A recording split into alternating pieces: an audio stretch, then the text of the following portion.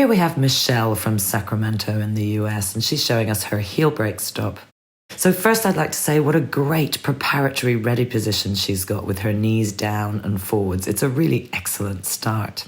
She then applies the brake in what feels like being quite in a hurry. It means her heel brake is going on in a scissor position that's a little bit too short in length. So her heel brake is being applied before it's reached the front wheel of her back skate. This makes it difficult for her to keep the heel brake applied continuously. If her brake was further forwards, she'd have a longer base to stand on, and her brake would be definitely more efficient. The second problem I see is easily identifiable by the sharp noise her heel brake is making when it touches the ground. This tells me her heel brake is too heavy, and her weight is probably about 50-50 on each leg. She needs to have a lighter braking leg, which means more weight on the back support leg, so that her heel brake gently slides along the ground, particularly when it first is applied, and then later more weight can slowly be added to the brake. The equivalent of this in a car would be whacking on the brakes too heavily too quickly. So here are my suggestions for Michèle's heel brake homework. So here are my recommendations for Michèle's heel brake stop. Now, Michèle, I apologise, I do not have a heel brake on these skates. Even the universal heel brake is not fitting on this frame, but I wanted to give you this analysis anyway. So please just imagine my heel brake behind my back wheel.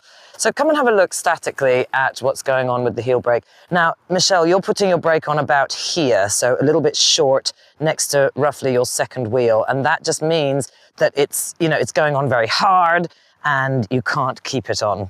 So I want you to practice this. Bend the knees first. I want you to get 70% of your weight on the support leg, okay, on the ball of that foot. So knee over toe, weight on the ball of the foot. Then you're going to roll forwards, forwards, forwards, forwards, forwards with the other foot, and you're going to apply the brake in front, approximately in this zone in front of the front wheel of the back skate. So you push forwards, forwards, forwards, forwards, and up at the end, okay? Do not straighten this front knee. It stays partially with a micro bend, okay? So in this position with the brake in front, you can then go slide, slide, slide, slide, slide until you stop, yeah? And definitely, Michèle, you did not have 70% of your weight on your support leg before you put the brake on, yeah? You probably had 50 or 60, yeah? So 70% is going to mean that your brake is only 30%, and that's going to make it much more easily slidable, okay? So I want you to practice that both statically, this position, forwards and brake on at the end. Forwards, brake on at the end. I cannot overemphasize how important it is that you get this bit feeling nice and fluent before you then do it rolling.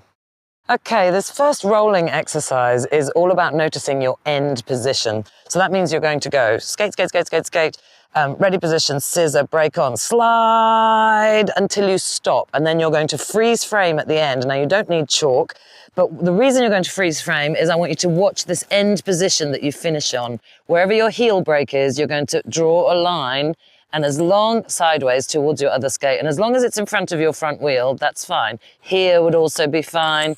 But if my brake was here and you therefore drew the imaginary line next to your other skate, that would not be okay. So anywhere in this zone, yeah, would be okay, would be good. So roll forwards, brake on at the end and check your end position.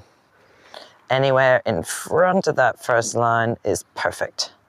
So you might not have a line, but you can still do that imaginary sideways assessment in relation to the front wheel of the back skate. So here, no good. Here, perfect. So I'm looking for really long scrapes of the brake. So if I had a brake on, it would be scraping, scraping, scraping, scraping, scraping, scraping. Obviously, I'm not stopping. Scraping, scraping, scraping.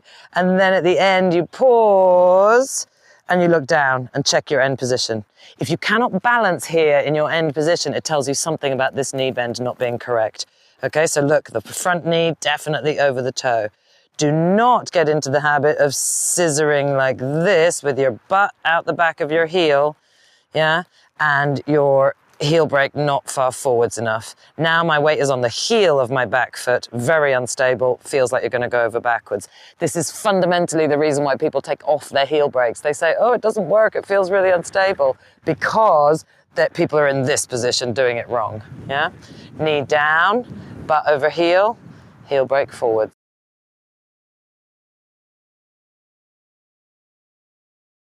Okay, so try some long slides. So that's what I want to see from you, Michèle. Yeah, long slides, pause at the end, check your position.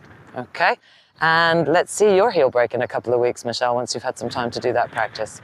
The heel brake, finally, is the most important stop for beginners to learn. Yeah, please learn it, please master it. It's far easier than the stepping plow or the T. Okay, and it works in any kind of environment. All right, so please, master your heel brakes, beginners. Trust me, it will be worth it. All right? Can't wait to see yours, Michèle, when it gets a bit better. Take care. Bye.